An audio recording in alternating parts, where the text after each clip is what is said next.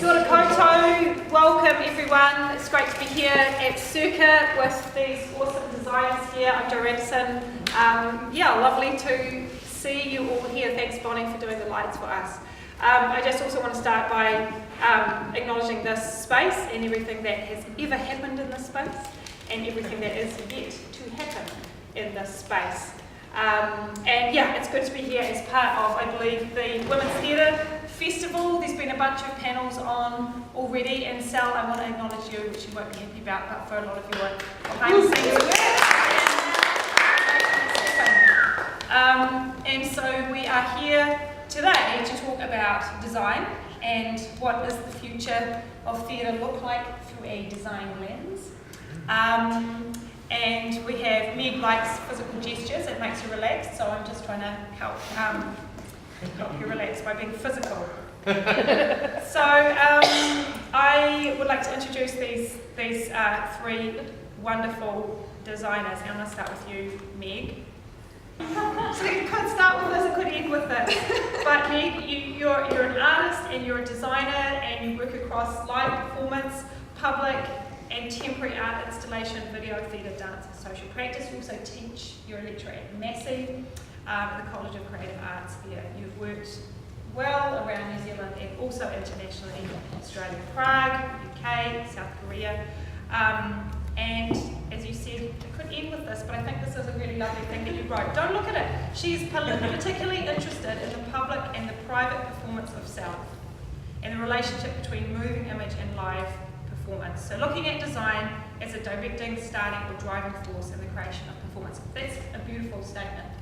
So thank you for that and welcome Meg. And by the way, Meg's work is going to be on in the Performance Arcade, which opens next week. Rose Kirkup, the woman, lives in Wellington. You studied performance design at Toi Whakaari and you made a company with Nick Lane called Everybody Cool Lives Here. And the kaupapa for your work is to empower those on the fringes of our communities to tell their stories. Rose, you've worked with Capital E, Takirua and Barbarian Productions, which I'm part of, but also you've done a whole lot of other work in theatre, including stage management, production, direction, and also currently you've got your one-woman show, I Am Tasha Fierce, which is going to be on at Bats Theatre from the 28th to the 1st of April. So that's a great show. I saw that when you were in your bathtub at Inverlochy House.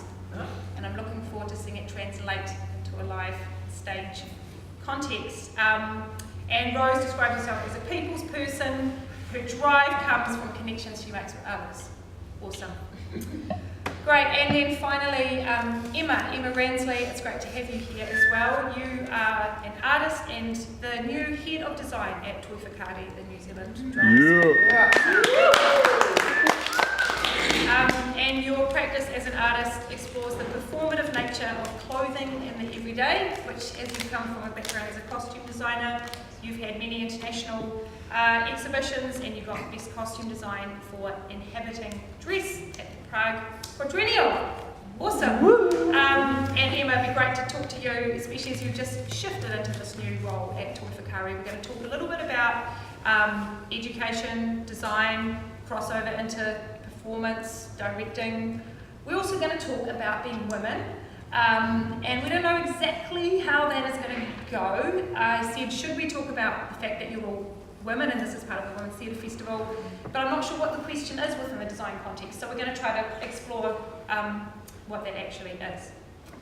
So, and we'll have some time for questions, I think, but I'm happy if people are curious about something as we're going through that people can just put their hand up. Great. All right. So, I asked you all to start with an open, excited, what is the most inspiring piece of performance that you have seen recently, or piece of performance design, so we can kind of figure out a little bit about what is exciting you at the moment. Who wants to start on that? I can start. Last week I saw a show, The Internet, where innocence goes to die and you can come to. I don't know if anyone else saw that. I said, yeah, I saw that with some people.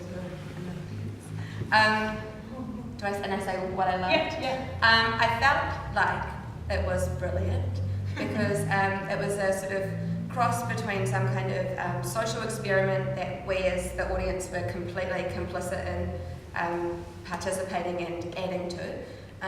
It was also some sort of performance art because I feel like it sort of has this art quality to it. And then also it was in a theatre space and in a context where we normally view theatre.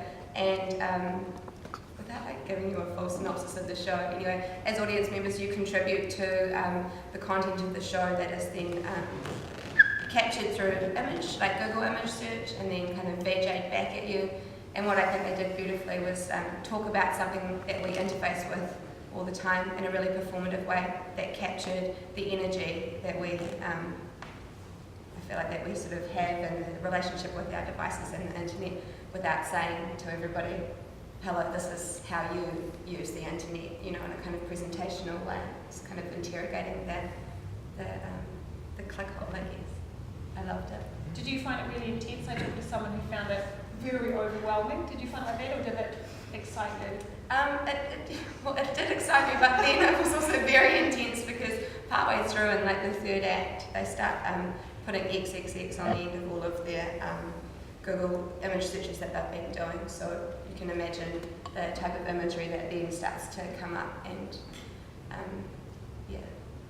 I've just sort of had these debates with some people around what is the actual real intensity of it. Is it like the potential things that they didn't show us in terms of the darker edges of the internet that are beyond pornography, which is what we saw a lot of, but I found that the colour scheme of all the porn really quite full on.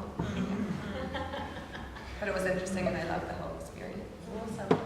Great. Yeah. A show that I saw recently that was at Toy for Cardi was Dark Matter by Martin Roberts, and it was in the basement at Toy for Cardi. I think a lot of you have been there, but I've never seen that space sort of used in that way. So it's a very sort of deadly space. It's sometimes referred to as the grave. It's really hard to work in. It really sucks your energy working in there. But what Martin Roberts did was he described it as 7 visual haikus. And I haven't been sort of struck by a theatre show like that in so long. It was sort of,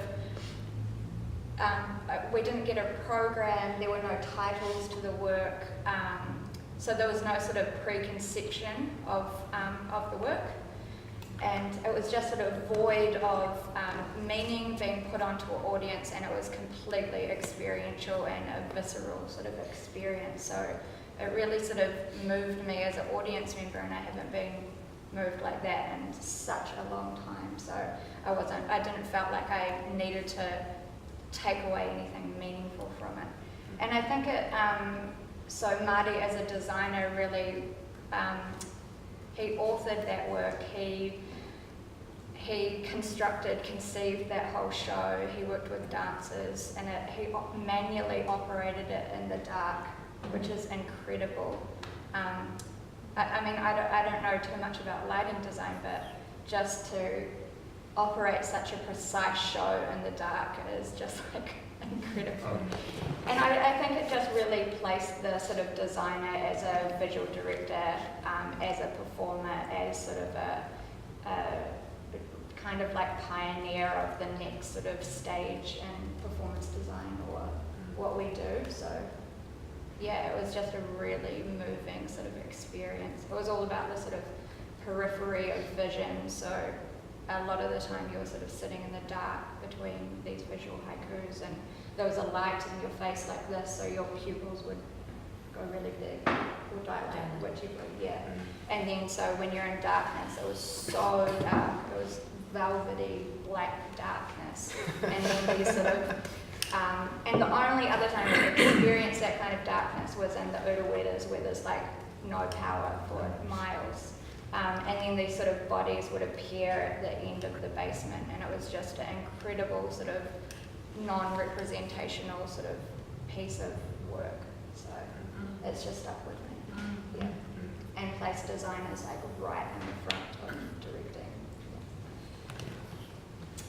Mine's not something that I saw recently, but it's the show that I saw 4 years ago called Political Mother. It's created by this guy called Hofi Schechter. He's a choreographer. But in a way, Hofi, she started out as a musician and then went from being a musician to a dancer. And when I saw that show, I had never had an experience in a show where like my body and my emotions and everything just like completely just turned to jelly. And I like fully bawled it out for about 15 minutes afterwards. And anybody who knows me here, I couldn't speak for an hour after that show, which was kind of like a big deal because I usually don't not stop talking. And after it was festival time, so you're just like, oh, let's just grab a show or whatever, and it was just a $50 ticket that we grabbed, so I had no context in what I was going into. And the show is basically like about Europe and like just the whole cleansing of that area during the Nazi kind of regime. And Hofish works in a way where the music and the dancing are not disconnected anyway. They're all like fused together. So it was like also like a giant rock concert. So you had like 7 live electric guitar players and like 10 drummers, and so not only was it like a wall of dancers, but also it was a wall of sound.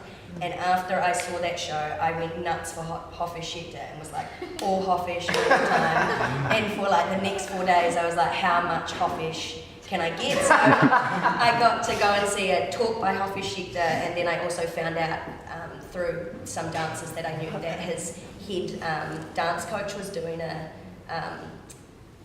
talk at the School of Dance, and Hofish said this thing that I had never heard before in terms of making work, and this is how he works. So he works in a wave system, so everybody in his company, they have to be a part of the wave, and so everybody moves forward in a wall, and each time the wave breaks, somebody will come up to lead and allow the wave to break. And ever since I heard that way of working in a wave, I've tried to instigate that in my own ways of working. So if we're working together, if I'm working together with people, we work as a wave. And I'm still learning how to trust people to come in and allow them to be the leader of that break. Sometimes I can't allow people to do that. So for me, that's my big learning question, to try and get to where Hofish is. I don't know if I'll ever get there, because like, to me is a god. But anyway, so I saw that show at the start of the week, and then I saw a talk by Hofish, and then I saw a talk by his dance captain. And then I went and saw the show again, and at the end of the show, it basically moved you to break down in front of like 50 people, to the point where Nick had to like help me out of my seat. You know, to then go, well, then they just rewound it and did the whole thing in 40 seconds, to me was mind-blowing. So yeah, that show really taught me a lot about the kind of processes that I wanted to work in, and how you don't just have to be one thing. You can be a dancer, a choreographer, or a musician. You can be everything. If you're just passionate about shows, you can do it. Yeah, that's lovely to think about that way. And just to follow up on this thing of what is your role as a designer, or what are perhaps perceived limitations of that. I'm just thinking about a conversation I had yesterday with someone talking about writers, and writers are always shy and quiet, and they don't like talking about themselves. I was like, I don't think that is true, and I know that's, but there is definitely in the literary world, there can be this perception that writers, you know, are quiet and don't like to do their own publicity, or don't like to, you know, and so then, maybe not theatre writers so much, but I think that we can sometimes get these perceptions of like what a designer is or has to be, and I like what you're saying, Rose, that you know and what you're saying too, Emma, this thing of a new wave of performance design, and seeing Martin there leading this project, not limited like I'm the designer, like can you talk a little around this idea of, even if you want to name some of maybe perceived limitations, but also where you see it moving to for yourselves? I feel like when we completed our Bachelor of Performance Design, which we all did, we had been trained in a way and set up by like a quite amazing group of tutors to that sort of, I felt like that's how everybody worked, and that maybe everybody had the same kind of understanding and value and around performance design, and that I was going to be sort of having an equal voice with the director, which I soon learned is not the case at all. And that there are people who are really interested in working in that way, but that also there was a whole other world of playwrights and producers to a certain extent, and directors who come to you with a work that they have a vision for, and that that's different to maybe what your vision for that thing might have been, and so you are essentially working with them to help them realise their vision in some spaces, which has elements of performance design in it, but I don't think is necessarily like performance design in the most expanded sense, or is maybe just one aspect of it rather than the way that I see performance design to be, which, as I said, is like something that is that functions in the same way as a score or a script, that can kind of be the base starting point for a piece of work. That makes sense. Yeah. I think the limitations come from like a very traditional, that is still present, a traditional model of making theatre or even making film, where the designer comes in, they work under the director, and they supply a design, basically. And yeah, it was quite a thing to come out of our degree and feel like we were the owners of our own work, but the sort of dialogue that we were wanting or expecting wasn't quite there. So it took me a long time working in the film industry to sort of adjust to that, and I think why I left is almost because sometimes that industry is very stagnant in that way. So designers are just brought on as it's just a job, basically. But then there are other people who completely work in a different way, and I don't want to like be all negative with my students here. But I think that there needs to be some kind of shift in terms of, especially in terms of like specifically set and costume design, and the difference between what is a designer and what is a maker, and how you get paid a fee to design a show, but then that fee also includes you realising that thing and making basically everything from scratch with your own two hands in the space of 4 weeks, which is real hard. Like my hands, I've been doing this like for 6 years professionally. My hands are really sore. Like I'm trying to stitch stuff at home and I can feel my hands are starting to get really sore now because I'm not as young as I used to be, and I've spent a lot of time hot gluing a lot of shit. But it's taking a toll, and so the whole thing is that I feel that set and costume design is the most under-resourced area of making a play and a show, and that value is really far behind the rest of the world. But I think that is because we are such a small country, and I think also because of the nature of what our country is based upon, number 8 wire gets stuck in kind of New Zealand. Also on top of that kind of whānau structures, you're expected to kind of like muck in. And I think the thing is that that's not only for designers, it's across the board, it's expected of directors and performers. And so, I'm not sure how that will shift. But my sense of how it's shifting is that designers are taking more leadership roles and are driving their own works. Like for example, Meg and Charlie are collaborating on a work this year for Stab, and so I feel that that's the way that that's moving. And also, I guess for us and our work, for everybody who lives here, we always have a really big focus on design as an integral part of how we create the works. I think that's just because of my training. Like, I can't help but not think in a visual sense. And also I'm lucky because lots of people I graduated with are fantastic artists, and I want to create opportunities for them to work. There's no other reason why I would become a producer, essentially, other than to feed my own community.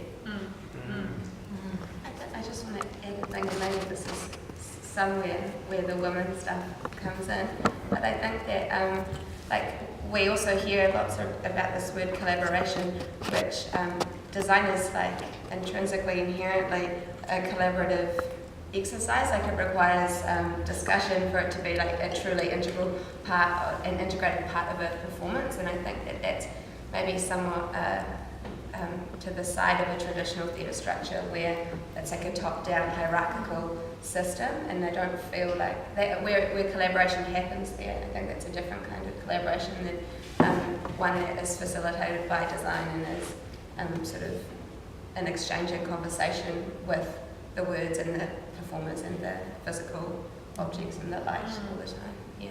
And then there's those tricky situations where it's sort of supposedly collaborative and not hierarchical, but then you go into a situation that clearly is hierarchical but it's not named, and then you have to figure out the structure and then how you work around it, which is such a huge part of, well, I guess any job, but particularly in this industry where you often are swapping in and out of different groups of people. Yeah. So you have to have a way to keep renegotiating. And I was interested in that, Emma. I know your students and things are here, but that is part of the work, I guess, isn't it? Is learning how to renegotiate in different contexts and different.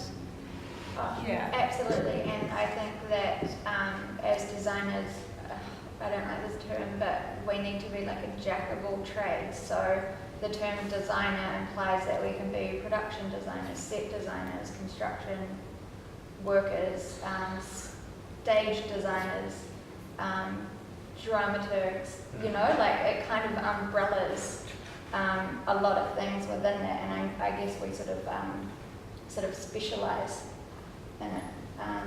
I'm sometimes called a text designer. Text designer. Yeah. Rather than a writer. Textile designer. A textile designer. That's my next phrase. Well, let's go. You phrased the women issue. So what is this? I was like, the first thing I thought of, and I was like, should we address this issue of being women and being female designers? It's, I recall conversations with young female designers who got a shock coming out of school and then being like, no one listens to me because I'm little and I'm a woman. So that's the first couple of things that came to That mind. was not my experience because I'm pretty mouthy. So my experience was, for my first couple of years, I guess I got into some pretty tricky situations because I spoke up a lot. And that took me a little bit of time also to realise that sometimes it's better not to talk all the time. So I think it's just finding that balance, you know, learning when you can lead and speak up, and sometimes when you do need to support the show, you know. At the end of the day, for me, it's especially if you're working on the scripted work, I think devising is very different. If you're working on a scripted work, to me, you are there in service of that text or of that work, and that's what you've got to remember. Yes, there's yes, the director is at the helm of the thing, but at the end of the day, you are there in service of that piece of text. And so it took me a little bit of time coming out to realise that. But in terms of being a woman, I guess naturally for me, just in my own kind of company, I've just tried to really kind of put women in all of the technical kind of design roles. Like the show that we did at Circa this year, we had a stage manager, a designer, a director, an artistic director, and our production manager were all female. So trying to really make sure that when we create a work, we do have a split of 50-50, both men and women, because I think it's important not just to be for me personally in the way that I work, I think that you need to have a mixture of both of those What's it like in the film world, especially Emma? It's such a tricky question because, I don't know, I was sort of, apart from the Spice Girls, I guess when I was like little, I wasn't sort of aware of my sort of feminist or my feminist sort of politics until I was like educated. And I think, you know, even speaking about this topic, I'm like a middle class white woman, and I have a lot of sort of privilege that goes with that.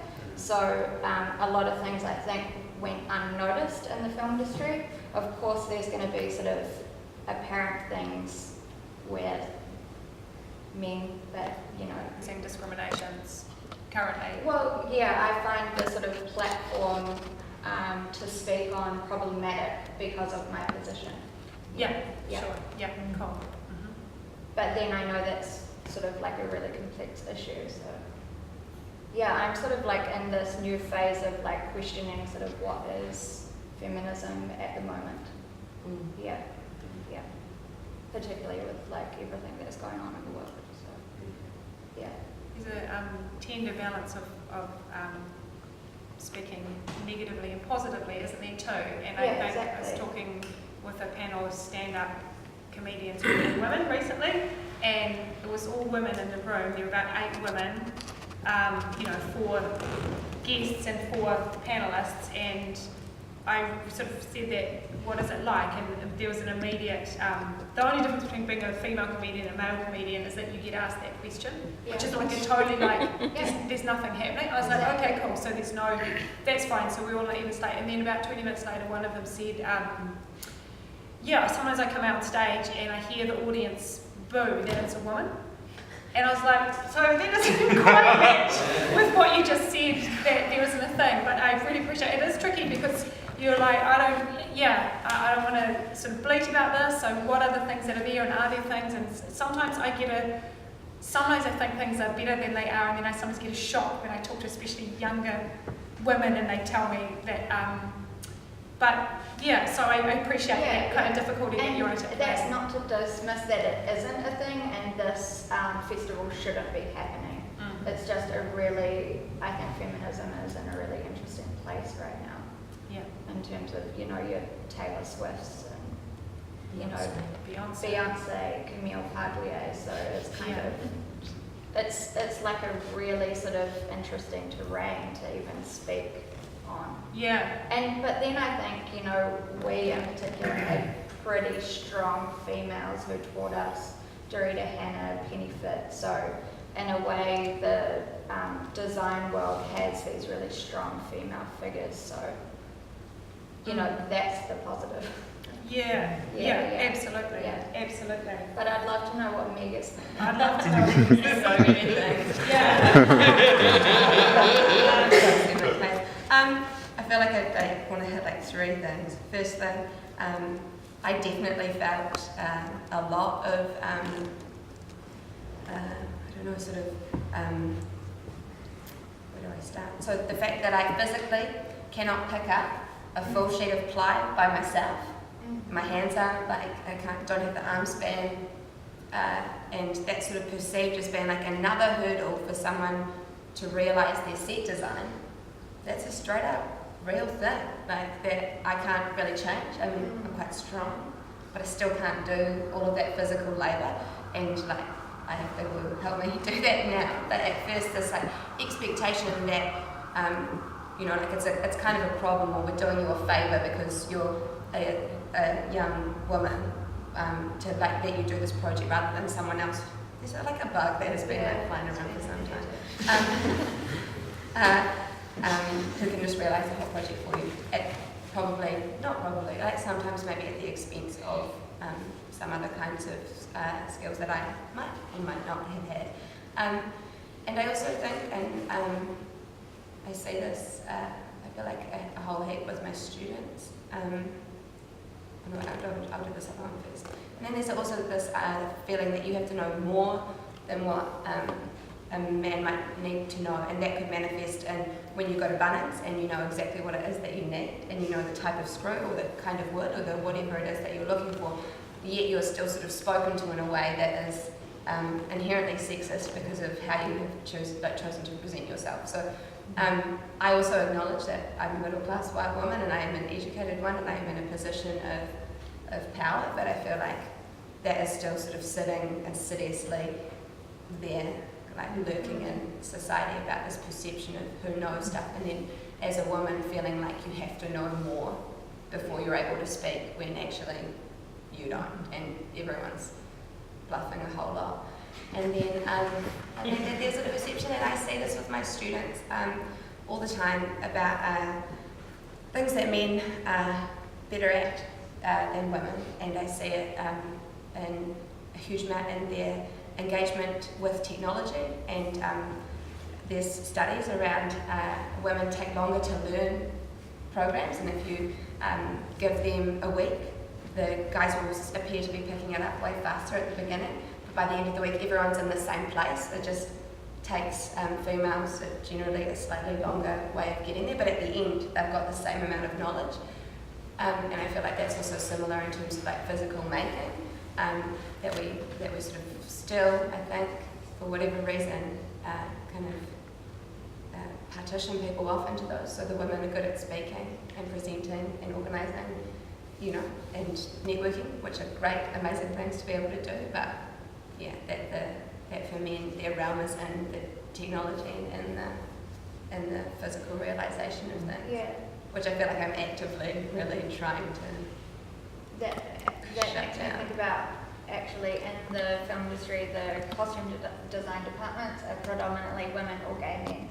And I think one of the problems with costume not sort of being more valued as artistic practice is because costume design is perceived as women's work. We're the ones behind the sewing machines. So, you know, there is definitely sexism in terms of the film industry. Yeah. And I think too that's the same thing of like, you know, like just across the board in terms of like women going to work. You know, the opportunities for us have become like there's more opportunities now, but like throughout history the opportunities have been through and few and far between. And I think that breeds a culture of like competitiveness, where like we want to, we know that we want to grow each other as women, as practitioners, but the opportunities are so slim that then, you know, when somebody else gets something for you, you're happy for them, but then you've also been put into a system where it's like compete, and traditionally that's like in the village system, women did a lot of their work together, you know, and I was lucky enough on Saturday to come to the Conscious Summit that was held by the Conch, and this amazing playwright called Tusiata, I can't, what's her last name, Sal?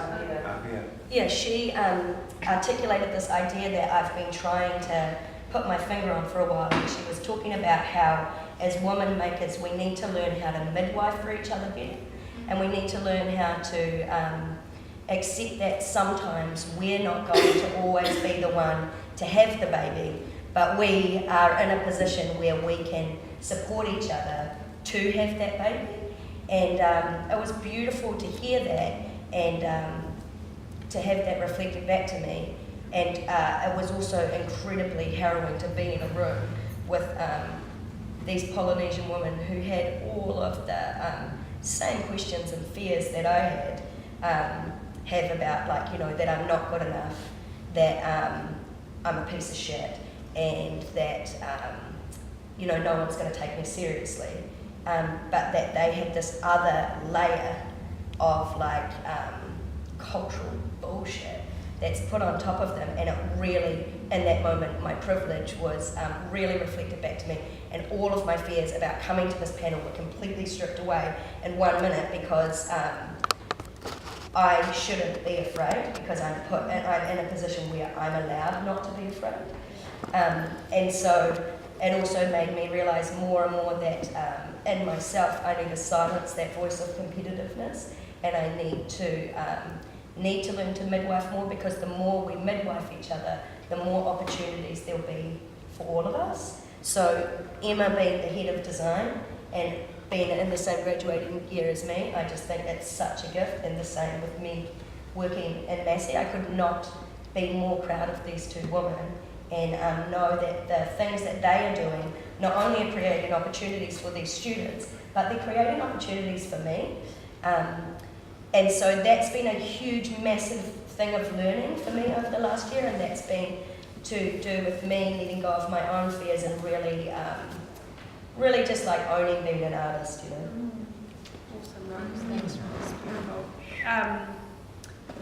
Can we talk a little bit about your teaching actually and this midwifery, and what is your relationship to teaching, you know, because it can be a very rewarding and amazingly inspiring process. It can also sometimes be scary. I don't know, can you talk a little about your experience and relationship to teaching? Sure. I really love it. I feel so lucky that I get to make my own work, and then I get to be with my students, who are just sometimes like pretty intense and quite like when they don't talk back to you and they just kind of stare blankly and you're trying to like find the words and figure out if you're making sense, and they just look at you. That's quite hard, but they are also so interesting.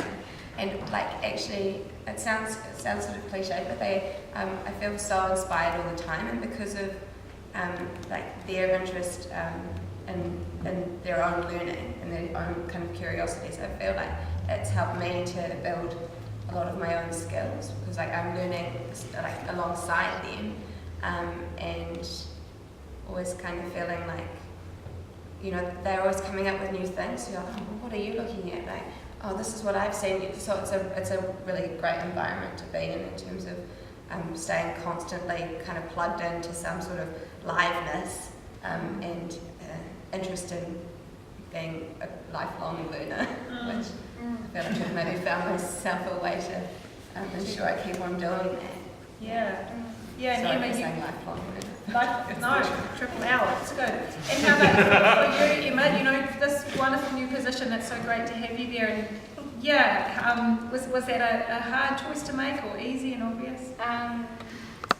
Easy and obvious, but I guess my relationship to teachers growing up was a really hard one, and I thought that I'd never ever be a teacher. Like, I never wanted to be one of those people who basically sort of persecuted me in high school.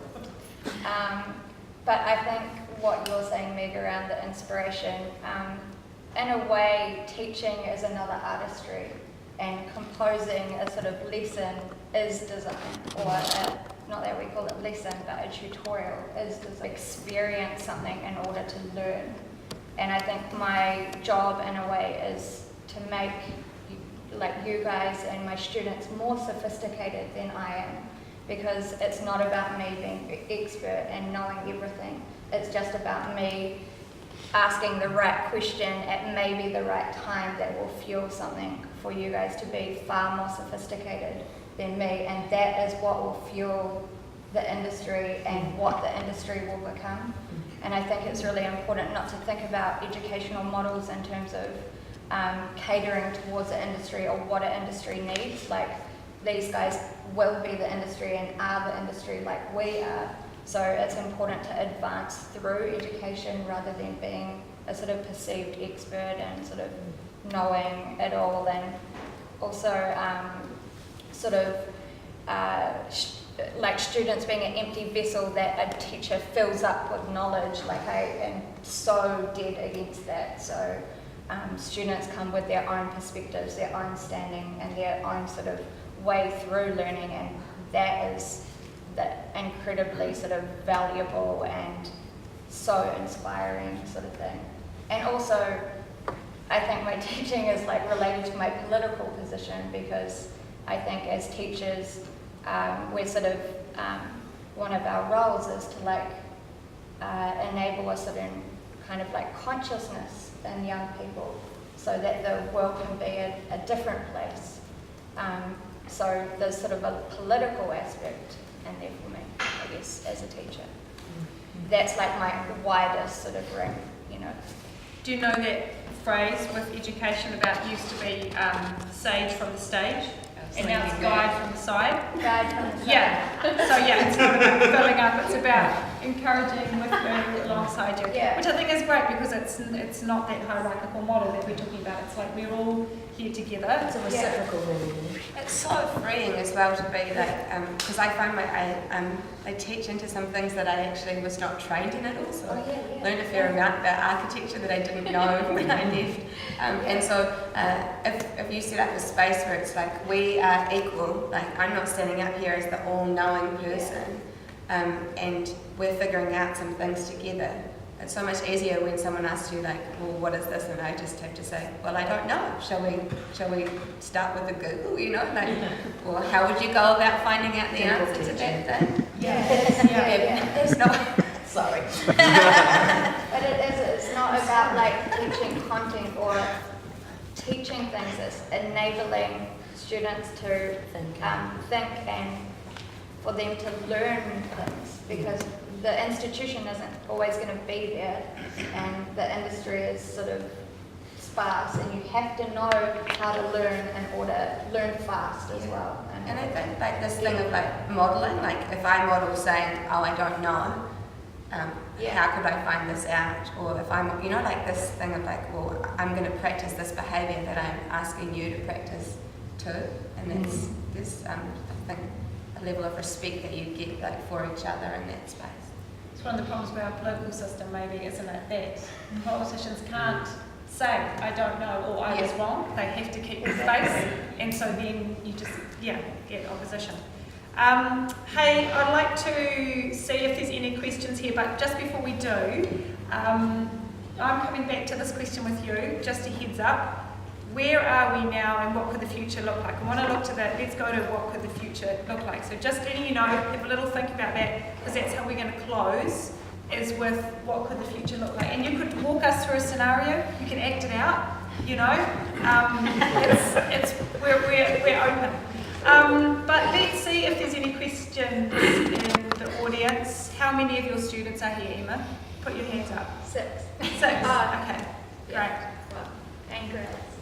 Can I just say that it's an incredible privilege to sit here with 2 graduates and graduates in the crowd, and Chris. It's great to see you. You're good couches, eh?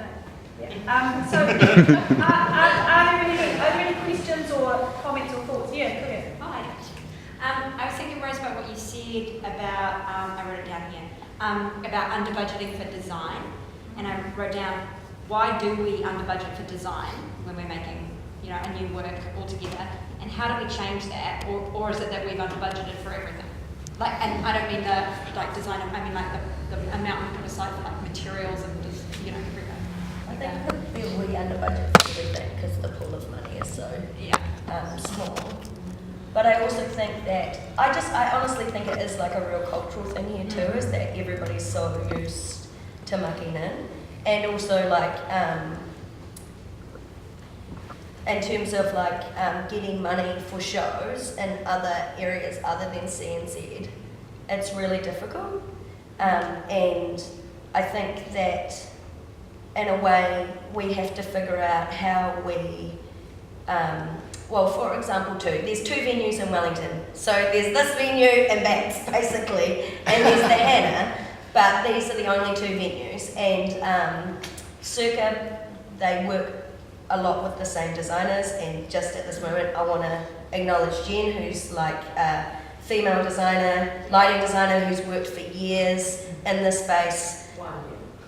But you've worked like over here, you've worked here, like she was the queen of Circa for many years.